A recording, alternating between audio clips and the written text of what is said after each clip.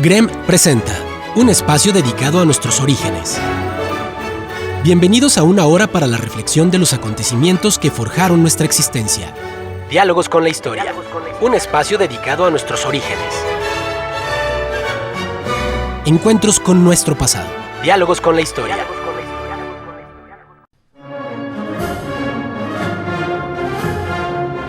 Muy buenos días, estimados amigos del Grupo Radio Estéreo Mairán. Hoy es sábado 15 de octubre de 2022 y es un grato placer darle la más cordial bienvenida a esta mañana de historia. Gracias, muchas gracias por la oportunidad de convivir a través de esta pasión. Soy Luis Alberto Vázquez Álvarez. Conocida por diferentes nombres, la isla, ubicada al oeste de Europa, ha sido testigo de múltiples guerras tanto intestinas entre sus diferentes regiones, así como de conflagraciones internacionales y hasta mundiales. Sus soberanos son el ejemplo preciso de esa belicosidad. Dos de las cuatro casas reinantes de Inglaterra. Platicaremos hoy. Ese es nuestro tema para que es el cuarto programa de esta serie. Y recuerden, distinguidas damas y caballeros amantes de la historia, que para nosotros escuchar sus opiniones nos enaltece, eleva nuestra calidad humana. Por ello les invitamos a que con toda confianza nos brinden su visión del tema y nos honren con ella. Con mucho agrado damos la más cordial de las bienvenidas a nuestro distinguido invitado, Ignacio Alfonso Salcido Dávila, licenciado en Derecho y maestro en Derechos Humanos, dedicado al libre ejercicio de la abogacía. ¿Qué tal? Muy buenos días, doctor. Muy buenos días al auditorio. Un placer estar aquí con ustedes. Y bueno, vamos a tener como música de fondo, lógicamente, Pompa y Circunstancia de Edward Elgar. Bien, Nacho, hay un detalle interesante aquí, que por ser Inglaterra, la pérfida Albión, el Reino Unido, la Gran Bretaña, se nos presenta, y es el siguiente. La historia oficial está hecha o llena de hechos llamados reales, académicamente aceptados, pero muchos son difícilmente comprobables. Dentro de ella, de esta historia, aparecen las leyendas, que comprometen los hechos supuestamente verídicos con imaginarios populares y trascienden los siglos insertándose en el imaginario histórico de muchas generaciones. Así es la historia de muchas naciones, pero en el caso de la inglesa, son también mitos que, como en un sueño desordenado, aparecen diversos personajes, objetos y hasta lugares legendarios que llevan a científicos serios a buscar su existencia, sin tener más referencia que fábulas. Así, por ejemplo, podemos encontrar el origen de los reyes ingleses. Y antes de tocar al primero de ellos, bueno, de los reyes más conocidos, recordemos, por ejemplo, que por muchos años se dudó que la Ilíada fuese realidad. Se pensaba que era un invento, hasta que a fines del siglo XIX, un investigador muy serio se dedicó a tratar de demostrar que la leyenda de la Ilíada era verdad y buscó Troya y prácticamente la encontró. Yo quisiera preguntarle aquí, pedir la opinión de Nacho Salcido sobre cuánto debemos considerar la leyenda como parte de la historia formal. Doctor, aquí el problema son las fuentes. Sabemos que mientras más atrás vayamos en el tiempo, más complicado, de hecho, más simple se vuelve el estudio de la historia, pero ¿por qué? Porque disminuye el número de fuentes que encontramos y entonces todo está sujeto a interpretación, muchísimo más que cuando se trata de historia reciente. Por ejemplo, en tratándose de temas que ocurrieron, como el caso de la existencia o no de Arturo en el siglo V, y sobre todo con personajes que no en su momento pertenecían, si se quiere ver así, a una familia que ya fuera real y que entonces tuviera fuentes documentadas como historiadores, como en el caso, por ejemplo, de los emperadores romanos, que tenemos muy bien documentado, pero no de los personajes que no pertenecían a las altas esferas del poder en Roma, pues creo que ocurre lo mismo. Yo pienso que en todos los pueblos, en todas las naciones, tiene que haber mitos fundantes. Absolutamente en todos, los tenemos en nuestro país, los tienen en Estados Unidos de América, los tienen todas las casas reales que hemos estado estudiando, los tienen los Romanov, los tienen los Habsburgo, los tienen los Borbones. Entonces yo pienso que puede basarse en un personaje histórico real, pero que esa existencia real del personaje obviamente ha sido empapada con mitos, con cuestiones extraordinarias. Decía Napoleón una frase que me parece muy cierta, que la fascinación de los seres humanos por la fantasía es tal que sin problema alguno dejan de lado la lógica y la realidad. Y creo que pasa lo mismo con todos los personajes del pasado a los que se atribuyen cuestiones míticas, pero también hay un tema muy importante. Quizá lo que no dimensionamos es que la magia de esos personajes, aunque los atributos sean ficticios, es que generan en el ser humano una fuerza que ninguna otra especie tiene, que es la de generar equipos enormes de cientos de miles de personas para conseguir fines comunes. La construcción de los mitos, la construcción de esos lazos ideológicos basados en creencias no comprobables, es la que permite que los seres humanos nos convirtamos de seres aislados, de animales que pudieran ser eremitas aislados en una cueva y dedicados únicamente a recolectar los frutos y los alimentos necesarios para nuestra subsistencia, a ser la especie dominante. El ser humano no domina el planeta Tierra por su extraordinaria fuerza física, ni por su velocidad, ni por algún atributo que tenga que ver con la capacidad de desplazar alguna masa o algo por el estilo. Lo domina por su capacidad de raciocinio, pero más allá de su capacidad de raciocinio, por su capacidad de organización. Y esa capacidad de organización está basada siempre en mitos. Muy interesante. Y bueno, precisamente Nacho aborda lo más típico de los mitos de la realeza inglesa, que es el rey Arturo. Por un lado, se cree que este mito nació de las literaturas célticas en poemas galeses. La leyenda ha inspirado a cientos de investigadores ingleses a buscar la verdad. Una de las teorías que han sido consideradas como verdaderas apunta que Arturo fue un personaje real. Concretamente sería Lucio Artorio Casco, un militar romano que lideró a los británicos en el siglo V, allá por los años 490 y tantos después de Cristo. La leyenda ya como tal cuenta que cuando el rey Uther murió, y esto es importante, aquí quiero hacer una aclaración que hemos comentado ya en otras ocasiones, Nacho lo recordará con precisión, que generalmente se busca por parte de las casas nobiliarias un origen divino o por lo menos un origen con un muy alto poder. Y se decía del rey Uther que era descendiente de Constantino. Pues bien, cuando el rey Uther murió, muchos nobles se disputaron el trono de Britania. Por aquel entonces, Arturo tenía 16 o 17 años. Y aquí aparece un personaje muy importante del que podemos platicar ahorita bastante. El mago Merlín, quien lo llevó a un sitio donde se hallaba una espada mágica, la famosa Excalibur. Se decía que quien sacara esa espada de la piedra en la que estaba insertada sería por derecho rey de Inglaterra, que estaba entonces sumida en un caos tremendo, una serie de guerras entre señores feudales, nobles, condes, etc. Arturo fue el único capaz de sacar la espada de la piedra, y eso lo convirtió automáticamente en el rey de Inglaterra. Y aquí entramos a lugares especiales. Por ejemplo, aparece Camelot. Es el nombre de la fortaleza y reino del legendario rey Arturo, donde se libraron muchas de las batallas que forjaron su vida. Su ubicación concreta se desconoce, pero hay varias versiones que podría haber sido la provincia romano-británica ficticia. Una teoría la ubica en Cirencester, en el condado de Gloucestershire, al oeste de Londres. Arturo se reunía ahí alrededor de una mesa redonda con un grupo de caballeros que eran personajes muy especiales. Todos ellos eran grandes guerreros.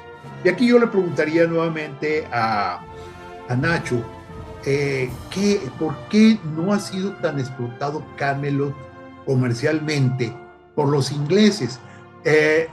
Hay en el centro de Londres, se puede visitar una calle imaginaria 100%, pero creada, que se llama Baker Street, donde aparece el número 221B. Y es una tienda magnífica.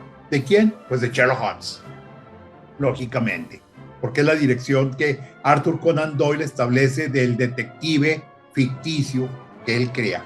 Pero Camelot, ¿sería o no sería un atractivo turístico tenerlo? Claro, doctor, el tema de Camelot es que sería equiparable a tener el atractivo turístico de la Atlántida, ¿no? O sea, es un sitio mítico sobre el que no se conoce su ubicación exacta. Y en base a eso, pues es muy difícil que alguna intención o alguna iniciativa tendiente a decir, este lugar es Camelot, generara, yo pienso, alguna respuesta importante en la gente interesada, sobre todo porque este tipo de turismo no es tanto el turismo de fantasía como, y máxime, que el rey Arturo no es una figura religiosa. El estándar en cuanto al, lo voy a llamar de alguna manera, en cuanto a la tolerancia de irrealidad cuando se trata de cuestiones religiosas, el estándar baja mucho. Y por eso es que las cuestiones que tienen que ver con por ejemplo, los lugares en los que hay vestigios de la Veracruz o los lugares en los que supuestamente yace algún santo, pero de muchos milenios atrás, pues sí pueden ser visitados porque es parte del dogma de la fe y esa es la manera en la que se vive la creencia. En cambio, una leyenda como Arturo tiene pretensión de historicidad y a mí, de hecho, me recuerda un poco, y obviamente no quiero yo entrar en controversia con temas religiosos, pero no hay que negar que hay una cierta analogía en cómo se construyen estas figuras que luego se devienen en bases para unir a las personas. La ausencia de fuentes históricas objetivas en cuanto a la existencia de Arturo y la ausencia de fuentes históricas, o si no es que ausencia, pero en relación a la gran cantidad de menciones de fuentes históricas que hay, por ejemplo, de Jesús. Creo que es parecido. Las fuentes históricas que mencionan a Jesús son escasísimas, las históricas. Y pasa lo mismo con Arturo, al grado de que existe algún debate sobre a qué persona es a la que se le tiene que atribuir esa identidad. Y entonces, volviendo a su pregunta, yo pienso que quizá en Inglaterra la ausencia de un lugar turístico que evocara a Camelot, pues es, creo, la dificultad que existe en atribuir a cierta ubicación geográfica la identidad como Camelot, doctor. Definitivamente. Y bueno, Camelot es el núcleo, pero hay otros mitos laterales de la misma historia que son importantes tratar, y es el caso de Excalibur. Excalibur es la espada que está en la piedra, ni más ni menos. Pero además Excalibur es una espada mágica que hace casi invencible a Arturo, ¿sí? Tiene poderes especiales. Y es importante que Excalibur es la espada con la que se combate bastante a los males y que solamente puede ser usada positivamente. Si Excalibur fuera utilizada negativamente, se volvería en contra incluso de su propio poseedor. Por eso, por ejemplo, a reserva de adelantarme y luego ya volver a retroceder sobre esta historia, diremos que cuando Arturo está moribundo, cuando Arturo está ahí en la isla de Avalon, que es otra historia especial a la isla de Avalon, cuando está ahí moribundo, ordena que su espada, Excalibur, sea arrojada al lago, al estanque donde habita Nimue, la dama del lago. Primero es designado uno de los caballeros de la mesa redonda para ir a tirar la espada, para lanzarla. Pero pues no le convence, como que la toma y camina hacia el lago para arrojarla. Arturo ya no tiene fortaleza, ya no tiene fuerza para arrojar la espada y se arrepiente y regresa al lado de Arturo. Y entonces Arturo le repite la orden y le dice, lánzala al lago y vas a ver lo que va a suceder. Finalmente, pues acepta la orden de muy mala gana y posiblemente pudo haber sido Lanzarote o Perceval, lanza la espada hacia el centro del lago y surge una mano vestida de seda blanca, que es la mano de Nimue, y toma la espada y luego desaparece en las profundidades. Este es el relato del eterno retorno de Excalibur al lago y está basado en costumbres de algunos pueblos celtas de lanzar a los lagos algunas pertenencias de los grandes guerreros que acababan de morir como ofrenda a los dioses. Se dice que por eso también la lanzó Arturo, la espada. Pero también por otro lado existe la leyenda de que la espada descansa junto con Arturo en algún lugar de Avalon, donde sería la tumba de él. Y bueno, pues se nos acaba el tiempo de este bloque, vamos a ir a una pausa comercial y al regresar vamos a seguir platicando un poquito de los otros personajes que van a ser importantes porque las casas reinantes de Inglaterra de alguna manera los van a considerar. Vamos a hacer una breve pausa. El diálogo continúa después de esta pausa. Escúchanos en línea a través de www.noticierosgrem.com.mx. Diálogos con la historia. Q 91.1 FM. Es tiempo de continuar dialogando con la historia. Escúchanos en línea a través de www.noticierosgrem.com.mx. Diálogos con la historia. Q 91.1 FM. Regresamos a Diálogos con la Historia. Estamos platicando de las casas reinantes de Inglaterra. Con nosotros el licenciado Ignacio Alfonso Salcido Dávila.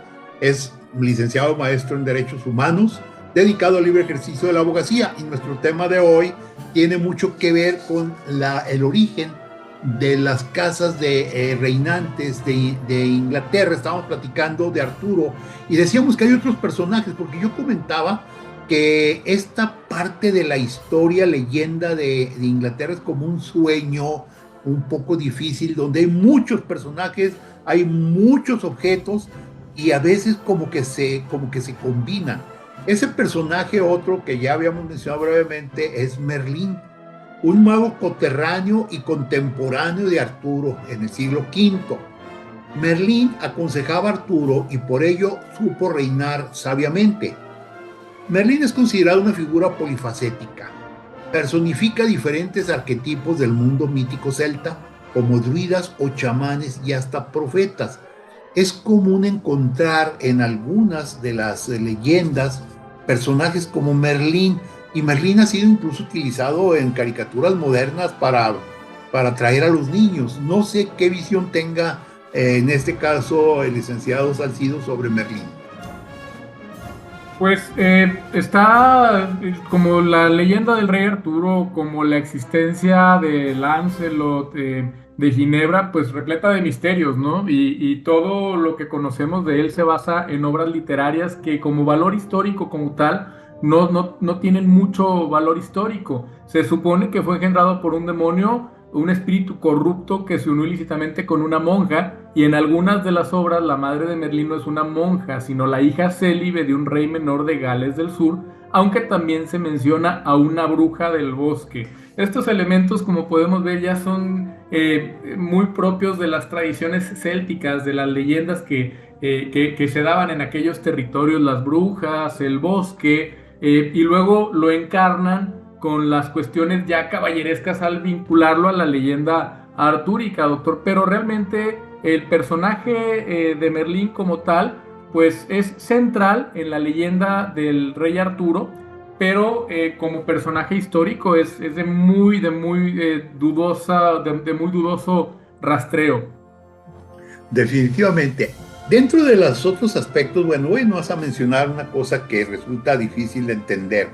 Arturo se casa con la bella Ginebra, pero ella no está enamorada de Arturo, ella está enamorada del mejor caballero de la mesa redonda, que era Lancelot, y vive con Lancelot un tórrido romance del que se supone que nace un hijo que Arturo reconoce como tal, pero hasta ahí queda. Hay un aspecto que me interesa mucho platicar y que podríamos encontrar en varias partes y que fue en buena medida una de las razones fundamentales de las cruzadas, que es el Santo Grial.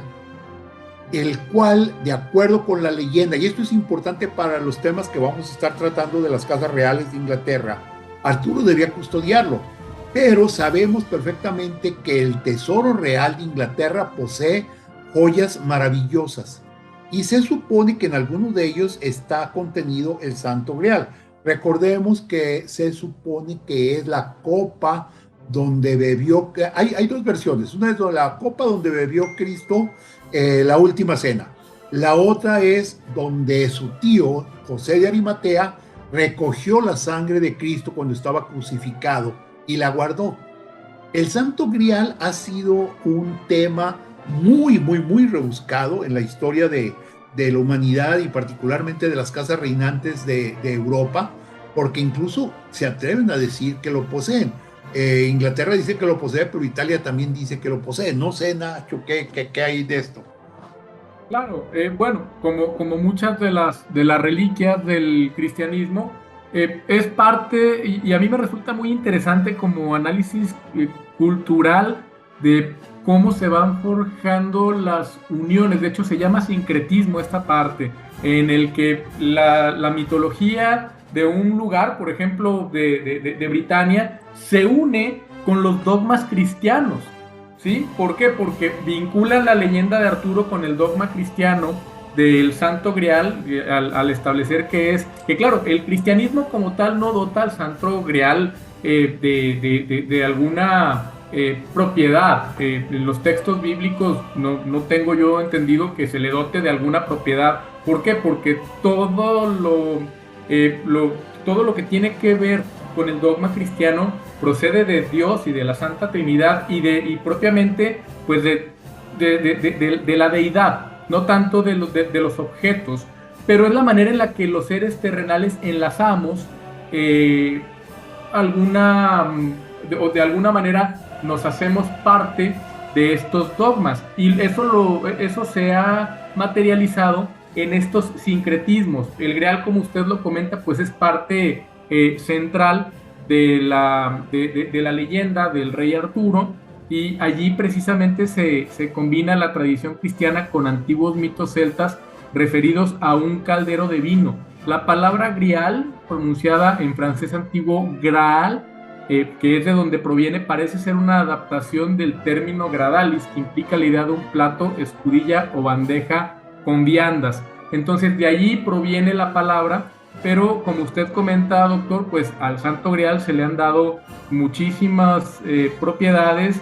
Inclusive los alquimistas decían que lo equiparaban también el Santo Grial con la piedra filosofal, con el poder convertir cualquier cuestión en oro y demás, pero a final de cuentas es un elemento interesante en cuanto al estudio de cómo las sociedades humanas van conjugándose, van conviviendo y van unificándose después de todo a lo largo del tiempo, tanto en la cuestión que tiene que ver con la biología como en la cuestión de ideología. Magnífico. Ahora bien, vamos a un aspecto que es determinante de la historia real de Inglaterra: el mal, la maldad, que siempre está presente, como en todas las leyendas. En el caso de Arturo, aparece en su hermana, Morgana, una hechicera que ambicionaba el reino, poseía un dragón que escupía fuego. Ella era la personificación de lo que era la maldad. Trata de matar y de hecho con sus aliados logra esto. Pero también hay un aspecto importante. A lo largo de la historia de Inglaterra ha habido reinas buenas y reinas malas. Eso lo vamos a ver precisamente en los temas inmediatos posteriores. Pero en la leyenda de Arturo deja claro que dentro de la familia real existen seres malignos. No sé qué piensan. Pues sí, de hecho la leyenda del rey Arturo establece ciertas, se le pudieran llamar como ciertas conclusiones en relación a cómo se conducen los personajes. ¿Por qué? Porque también se supone que el declive de la fortaleza del reino del rey Arturo de Camelot viene a partir de la infidelidad de Ginebra con Lancelot, que esto representa, se supone, la corrupción, la maldad, la perversión, y que a partir de allí eso se convierte en un símbolo de la fragilidad de la condición humana y viene la debacle del reino mítico del rey Arturo. En todas las familias y en toda la humanidad, no nada más en la realeza, pues existe el bien y el mal. Y aquí el gran problema que existe es en dónde está el estándar de qué es lo bueno y qué es lo malo, porque también la historia nos ha enseñado que de grandes tiranos se han provocado las condiciones para que la sociedad se haga consciente de su fuerza y entonces impongan cambios que son positivos. Por ejemplo, ya yéndonos muy adelante, ¿no? Pero hablando de bien y de mal, no podríamos entender las cuestiones que tienen que ver con un Estado de Derecho actual si antes los seres humanos no hubieran sido víctimas de la represión, de la invisibilización, de la violencia, de todo lo que ha aquejado a la especie humana derivada de esta estratificación artificial que hemos construido en base a ideologías vacías, como es el poder adquisitivo, como es la pertenencia a una familia, como es la tenencia de los medios de producción. Y entonces, si no hubieran existido todas esas situaciones de opresión, que en ese entonces y ahorita podemos catalogar como maldad, no hubiéramos podido llegar hasta este equilibrio. Entonces, creo que es como todo, es como cualquier ser humano, inclusive cuando un ser humano es pequeño, no es que sea bueno, que sea malo, sino que estamos experimentando y a la postre, afortunadamente, creo que el mundo, en cuanto a gran parte del mundo, está evolucionando hacia cuestiones que son buenas en el sentido, y bondad entendida como en el sentido de que la mayor cantidad de personas puede tener la mayor cantidad de libertades sin sacrificar las libertades de los demás. Entonces, creo, doctor, que esto del bien y del mal es muy complejo. A nivel histórico todo nos va a resultar muy malo, inclusive simplemente analizar una cuestión de la titularidad de una realeza a la luz actual es malo. ¿Por qué? Porque es dotar de poder a una persona por su simple pertenencia a una dinastía, por su apellido, pero todo eso nos ha llevado a lo que somos. Entonces simplemente hay que ver todo esto bajo esa óptica. Y bueno, pasando ya un poquito a los temas de realidad, no sé si usted quiere concluir con el tema de la leyenda del rey Arturo con alguna otra cuestión, doctor. No, en realidad lo único que haría sería abundar o más bien reconocer algo que ha mencionado Nacho, que es el hecho de que de alguna manera esta leyenda del rey Arturo es el arquetipo de la familia. Dicen que los arquetipos son personales, no, este es el arquetipo de la familia real en la que se conjugan muchos valores, lo bueno, lo malo, etcétera, y que van a ser lo que vendría a ser la historia de la realeza británica. Y no, bueno, pues estoy de acuerdo con Nacho en que pasemos ¿Con cuál casa empezamos, Nacho? Pues yo creo con los Capetos, doctor, que es una casa real europea muy antigua y que inclusive todavía hay personajes que ejercen cargos reales y que provienen de esa familia, en particular dos. Pero bueno, hay una cuestión muy interesante que me gustaría que nos diéramos cuenta de algo.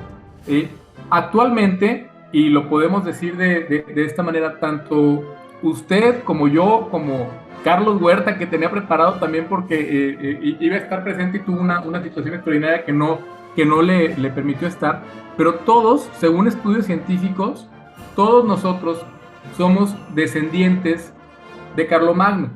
Y eso, ¿por qué viene a colación? Y esto yo me baso obviamente en una cuestión imprecisa, pero en lo que tiene que ver con los apellidos y en la historia de nuestro país. Sus apellidos, doctor Vázquez Álvarez, tienen ascendencia española. Huerta también tiene una ascendencia española y Salcido igual, español o euskera. Y resulta que se han hecho estudios y dice que el número total de ascendientes de todos los europeos es menor del que podría pensarse, y de hecho todos ellos proceden del emperador Carlomagno. Entonces, si nosotros tenemos esa ascendencia según lo que se advierte de nuestros apellidos, pues todos provenimos de allí. ¿Por qué, doctor? Porque vamos a hacer un cómputo muy sencillo y es muy interesante porque hemos estado abordando el tema de las casas reales y aquí nos damos cuenta de la falta de sustento que tiene el hecho de dotar a alguien de poder por la pertenencia a un cierto linaje. Todos estamos emparentados, todos tenemos una madre y un padre biológicos y ellos a su vez tuvieron a los suyos, y de esa manera todos tenemos 2 abuelas y 2 abuelos. Si seguimos esa secuencia numérica por 30 años, deberíamos de haber tenido 16,000 ascendientes 300 años, perdón, 16,000 ascendientes al comienzo del siglo XVII y 16 millones de ascendientes a principios del siglo XIV y 16,000 millones en los albores del siglo XI, hace 1000 años, pero eso es imposible porque el número de humanos actual es menor que el número de humanos que había hace 1000 años. ¿A qué es a lo que voy, doctor? Que todo lo que tiene que ver con los linajes, pues realmente no tiene más que el hecho de concluir que todos somos parte de lo mismo, de la misma especie. Pero algo muy interesante también, la historia de las casas reales está entrelazada de la misma manera, porque para entender la historia de los Capetos, que es una dinastía que reinó por varios siglos en el continente europeo y que, insisto, todavía tiene representantes, nos vamos hasta atrás, precisamente hasta Carlomagno. Por eso es que dije que todos estábamos emparentados con Carlomagno, porque Carlomagno, bueno, desciende de Pipino el Breve, que Pipino el Breve fue hijo de Carlos Martel, padre de Carlomagno, y Carlomagno se le conoce como el abuelo de Europa. Nacido en Aquisgrán, Carlos I el Grande fue rey de los francos y los lombardos, y además fue coronado como el primer emperador del Sacro Imperio Romano Germánico. De aquí ya advertimos un elemento que ha estado en conexión con los programas anteriores que dijimos al momento de hablar de los Habsburgo, que fueron los titulares del poder del Sacro Imperio Romano Germánico desde el año 1400 hasta el año 1800 y fracción. El reino de Carlomagno, al que se le ha llegado a encumbrar como padre de Europa, se entendía por los territorios en los que hoy en día se ubican los países de Francia, Suiza, Austria, Bélgica, Holanda y Luxemburgo, además de buena parte de Alemania, Italia, Hungría, República Checa, Eslovaquia y Croacia. Mantener el imperio carolingio, el más grande desde la caída del Imperio Romano de Occidente en el año 476, le obligó a entrar en guerra continuamente. Una de las confrontaciones clave fue la batalla de Roncesvalles, en la que los intentos de Carlomagno de arrebatar la península ibérica a los musulmanes fracasaron. Finalmente, bueno, de Carlomagno se puede rastrear la secuencia genealógica hasta un personaje llamado Hugo el Grande, que fue duque de Francia y conde de París. ¿Por qué se puede rastrear hasta Hugo el Grande? Porque Hugo el Grande tiene en común con Carlomagno a su esposa, que es Beatriz de Vermandois. Beatriz de Vermandois es hija de Heriberto I de Vermandois y la madre de él era descendiente de Carlomagno. Aquí ya estamos hablando del año 987. Hugo el Grande, ¿qué tiene de relevante para la dinastía de la que estamos hablando, que son los Capetos? Que es padre de Hugo Capeto. Y Hugo Capeto fue duque de los francos y después rey de los francos, el primer soberano de la casa de los Capetos, hijo de Hugo el Grande y de su esposa Hedwig de Sajonia, heredero de la poderosa casa Robertina, que era un linaje que competía por el poder con las grandes familias aristocráticas de Francia en los siglos 9 y 10. Entonces, doctor, es muy interesante poder rastrear, porque digo, todos creo que en algún momento hemos escuchado hablar de Carlomagno como un personaje muy relevante en la historia. Él mismo buscó, lo que comentamos siempre, buscó vincularse con el Imperio Romano Antiguo. Y bueno, continuamos en el siguiente bloque. Así es, vamos a hacer una breve pausa, muy interesante todo esto, porque nos lleva a nuestros orígenes. Vamos a una pausa y continuamos. El diálogo continúa después de esta pausa. Escúchanos en línea a través de www.noticierosgrem.com.mx. Diálogos con la historia. Q 91.1 FM. Es tiempo de continuar dialogando con la historia. Escúchanos en línea a través de www.noticierosgrem.com.mx. Diálogos con la historia. Q 91.1 FM. Regresamos a Diálogos con la Historia. Estamos platicando de las casas reinantes de Inglaterra en esta serie que hemos platicado de las casas reinantes de Europa. Y con nosotros está el licenciado Ignacio Alfonso Salcido Dávila. Él es licenciado en Derecho, maestro en Derechos Humanos, dedicado al libre ejercicio de la abogacía, y nos está platicando de algo muy interesante, que es precisamente la relación de las familias vamos a suponer, de los siglos X, XII, XIV, desde la época de Carlomagno. Yo me atrevería a decir que pues yo mejor guardo silencio y sigo escuchando al licenciado Ignacio Salcida. Gracias, doctor. Lo que pasa es que, mire, es muy interesante aquí porque inclusive cuestiones que pudieran catalogarse como de fácil establecimiento, como es el decir quién es el primero de los capetos, no resultan tan sencillas, porque luego resulta que encontramos a personajes como Eudes de Francia, que también se le conoce como Odón de Francia u Odo, que vivió hacia 1860 y hasta 898, y que era hijo de Roberto de Anjou, ¿sí? Y fue elegido como rey de Francia Occidental en el año 887, esto ocurrió tras la deposición de un rey que se llamaba Carlos III, al que apodaban el Gordo, y se le cataloga también a él como el primer monarca de la dinastía de los Capetos. Entonces, casi todas las fuentes que consultemos en relación a los Capetos, a la dinastía de los Capetos, nos van a llevar a Hugo Capeto. Pero por otro lado, también se puede concluir, según los estudios genealógicos que se hagan y según también los autores, porque usted sabe que en temas de historia se abre mucho a la interpretación y a las fuentes, que el primero de la casa de los Capetos fue Odón de Francia. Esta casa pues tuvo, como todas las casas reales del pasado, pues una historia turbulenta que tenía que ver con los afanes expansionistas, con los problemas que se generan de tener reinos muy grandes, porque eso genera pleitos intestinos y pleitos en las fronteras también. Y bueno, sentó las bases para todo lo que tiene que ver con la manera en la que se ejerció el poder en Europa, doctor. Y bueno, entonces quiere decir lo que habíamos ya comentado en ocasiones anteriores. Las casas reinantes están ligadas entre sí unas con otras. Aquí tenemos estamos hablando de Inglaterra, pero hablamos de una casa nacida prácticamente en Francia. Y entonces, ¿en qué momento los Capeto llegan a ser los soberanos de la Gran Bretaña, pues que todos los nombres que tiene, de Albión, etcétera? Lo que pasa, doctor, es que es un amasijo de matrimonios y de descendencias.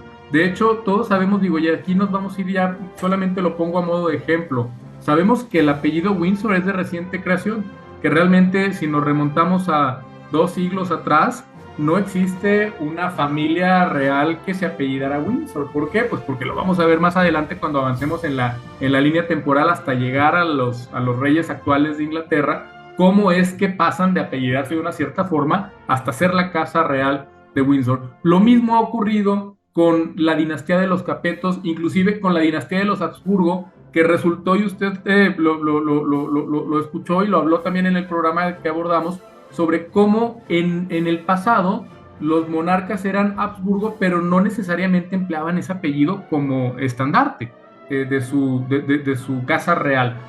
Todo va siendo materia de cambios y de interpretación, pero a fin de cuentas lo que no se duda es que todas las casas reales de Europa están emparentadas, y esto también tiene que ver con una de las familias, me recuerda mucho a cómo entró en el poder una de las familias más conocidas, y eso que reinó muy poco tiempo, de Gran Bretaña, que es la dinastía de los Tudor, que sabemos que ellos tenían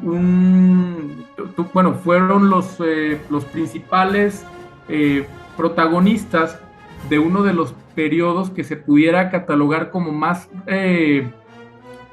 románticos de Inglaterra, pero por el tema de la prosperidad que se consiguió durante su época. Y bueno, aquí otra vez tocamos el tema de lo bueno y de lo malo.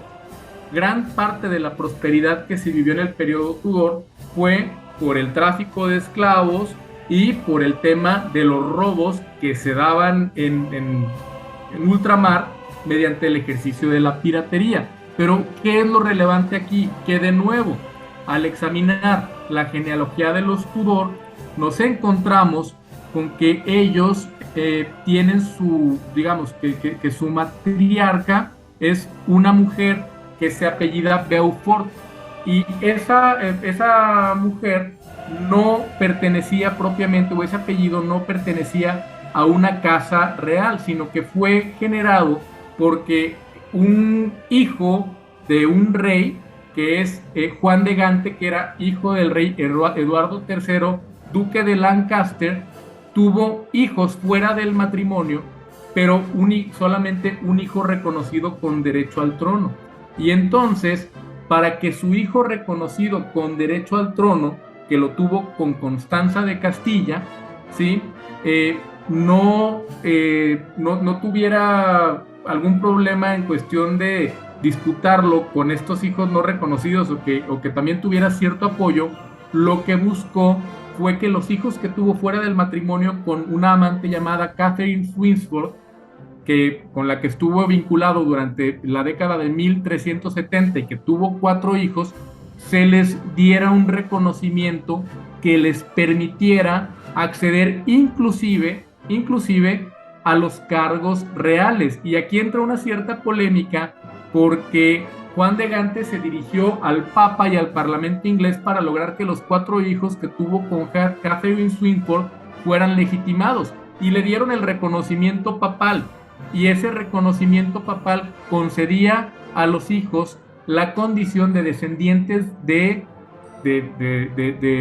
este personaje Lancaster, que provenía de una casa real, para todos los efectos, y podían acceder a todos los honores, dignidades, preeminencias, propiedades, grados y oficios públicos y privados, tanto perpetuos como temporales, nobles y feudales, por cualquier nombre por el que sean designados, ya sea ducados, principados, condados, baronías u otros. Pero el punto aquí, doctor, es que de estos personajes proviene la dinastía de los Tudor, y aquí hay un aspecto que hasta jurídicamente es interesante. En el año de 1407, el mayor de los Beaufort, John, por entonces era conde de una región llamada Somerset, solicitó al Parlamento que confirmase la legitimidad de su familia, y su solicitud fue aprobada, pero sobre el texto original se realizó una pequeña, aunque muy significativa variación. Se le reconocía el acceso a todos los honores, dignidades, excepto la dignidad real. Y con esto, ¿a qué llegamos? A que hay una contradicción entre este permiso papal, o esta legitimidad papal de que se dotó a la descendencia de Juan de Gante con esta mujer apellidada Swiftford, y que adoptaron el apellido de Beaumont. Y por el otro lado, cuando uno de los descendientes solicita, que se llamaba John, que solicita que se convalide esta autorización de reconocimiento para acceder a todos los cargos que les pudieran dar, le exceptúan la dignidad real. Y esto es muy importante porque de ellos provienen los Tudor, que a la postre se vuelven reyes de Inglaterra. Entonces, esos reyes estaban impedidos para acceder al cargo, inclusive por decreto real. Hay autores que dicen que sí, pero hay autores que dicen que no. Por ejemplo, el historiador Nathan Amin llama la atención sobre un aspecto, y aquí es una cuestión técnica hasta jurídica, que dice que la resolución inicial de 1397, que sí legitimó a los 4 hijos que tuvo Juan de Gante fuera de su matrimonio, fue ratificada por el Parlamento, mientras que la modificación de 1407, solicitada ya por el hijo, por Juan de Beaumont, dice que solamente fue sancionada por Enrique IV y que no pasó por el trámite de la ratificación parlamentaria. Entonces eso hace que prevalezca la primera, la que sí dotaba a los hijos de Juan de Gante de la capacidad de pasar a ser inclusive reyes de Inglaterra. Este aspecto, insisto, es muy interesante porque tiene que ver con la legitimidad jurídica con que accedieron al trono estos personajes tan importantes que fueron los Tudor, doctor. Interesante este aspecto, la lucha jurídica de ciertos derechos.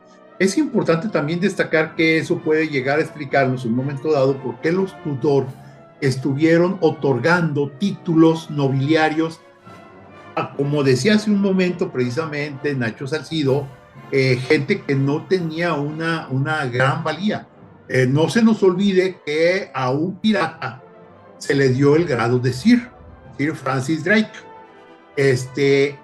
Y también se fueron repartiendo. Hubo otros casos en que se otorgaron títulos nobiliarios a mucha gente que sí los merecía, o por lo menos su actitud había sido muy positiva. Hace rato mencionaba yo el caso de Arthur Conan Doyle, el creador de Sherlock Holmes, a quien también la realeza le dio el título de Sir. Lo mismo sucedió con Baden-Powell, el creador de los Scouts. ¿Y para qué nos vamos tan más lejos que decir que también a los Beatles se les dieron títulos nobiliarios? Entonces, ¿en qué medida, aquí la pregunta sería directa a Nacho como abogado, podríamos decir que los Tudor tenían esa capacidad de otorgar títulos nobiliarios porque ellos los recibieron sin tener aquella, ¿qué podríamos decir? Pureza de sangre?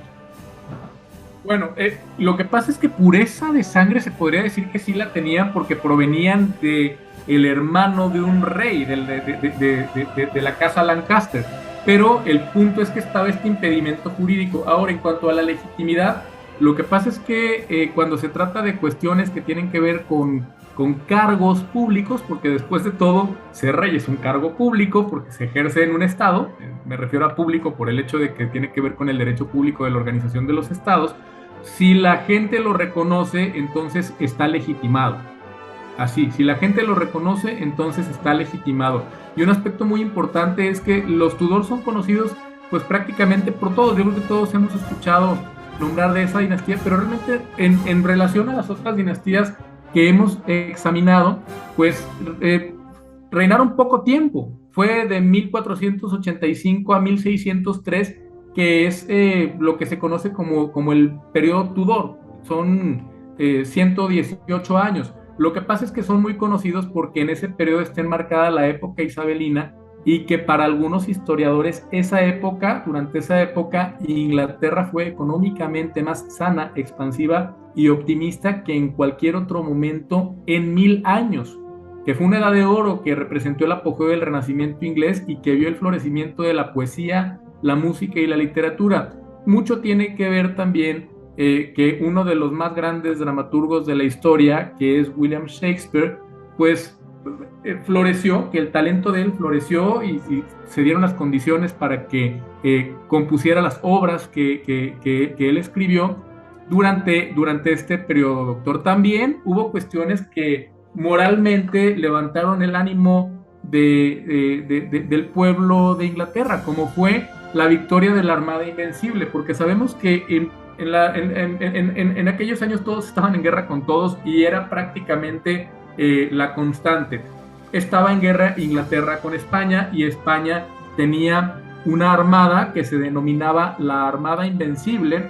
El nombre completo era la Gran Armada, Grande y Felicísima Armada de 1558, y era una expedición militar marítima que buscaba consolidar el poder español en Europa. Resulta que el pueblo inglés tuvo una victoria sobre esa armada y eso les levanta la moral. Al final pierden la guerra, pero como se sabe, pues prevalece cuando se trata de ver el pasado y sobre todo de un cierto momento histórico, prevalecen las cuestiones buenas sobre las malas o las cuestiones que requieren cierto mérito, como pasó también. Creo que no sé si sé excederme mucho en cuanto a la magnitud del ejemplo, pero en México pues tenemos la idea de que vencimos al ejército francés, cuando realmente pues no lo vencimos. Ganamos una batalla, pero no vencimos al ejército francés porque no les ganamos la guerra, doctor. Yo creo que pudiera ser un ejemplo más o menos parecido y que quedó para todos en el ideario nacional.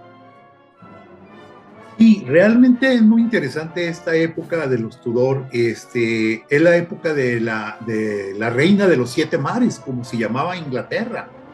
Es la época en que Inglaterra va a tener el imperio más grande de toda la historia de la humanidad, no unido como una sola porción de tierra, sino distribuido por toda la tierra. También podríamos decir que que Isabel se hubiese atrevido a decir que en sus dominios no se ponía el sol, porque estaba gran parte estaba Inglaterra y algunos territorios que habían conquistado en Europa, estaba las 13 colonias de Norteamérica y el Canadá, además de algunas islas del Caribe, y estaban toda la región de que más tarde sería lo que es Australia, y lo que viene a ser, tenían dominio sobre la India, tenían dominio sobre China, cierta parte de China. Es decir, los Tudor alcanzaron a tener un poder increíble sobre todo el mundo, y fue una dinastía pues gigantesca. Pues se nos acabó el tiempo. Licenciado Ignacio Salcido Dávila, muchísimas gracias por este programa. A mí me estoy sintiendo que va a ser muy, muy interesante. El próximo sábado nos vemos, seguimos con las casas reinantes. Creo que nos faltan los Estuardo y los Windsor. Así es. ¿Sí? No, gracias a usted, doctor, por la invitación y al auditorio por escucharnos. Gracias.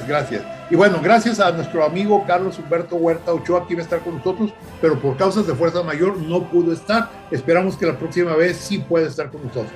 Gracias a mi compañera Claudia Martínez Martel en la coordinación general, a mi compañero Roberto Ríos en la dirección de grabación, y a ustedes, estimadas amigas, amigos, los esperamos el próximo sábado 22 de octubre. Muchas gracias, muy buenos días, muy feliz fin de semana. Hasta luego.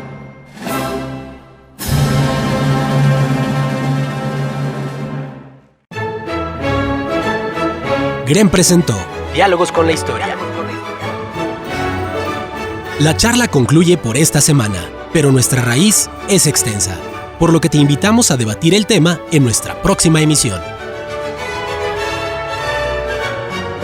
Encuentros con nuestro pasado. Diálogos con la Historia.